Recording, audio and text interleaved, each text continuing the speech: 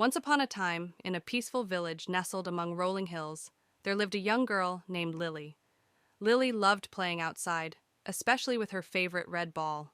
One sunny afternoon, Lily decided to play a game of catch with her friend Alex in the village square. She tossed the ball high into the air, but as it descended, it suddenly veered off course and rolled down the hill, away from Lily and Alex. Curious, Lily chased after her runaway ball, but as she reached the bottom of the hill, she stumbled and fell. To her surprise, the ball continued rolling away from her, unaffected by her fall. Puzzled, Lily watched as the ball rolled across the flat ground and eventually came to a stop against a large rock. She realized that the ball didn't change its motion because there was no force acting on it to make it stop or change direction. Just then, Lily's grandfather, an old and wise man, approached her. He explained, "Lily, what you just witnessed is an example of Newton's first law of motion.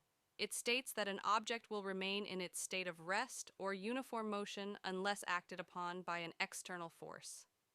Lily nodded in understanding as she picked up her ball and returned to Alex. From that day on, she remembered the lesson of inertia and its role in the motion of objects around her. And so, in the peaceful village among the rolling hills, Lily learned a valuable lesson about the natural tendency of objects to maintain their motion or rest until acted upon by an external force.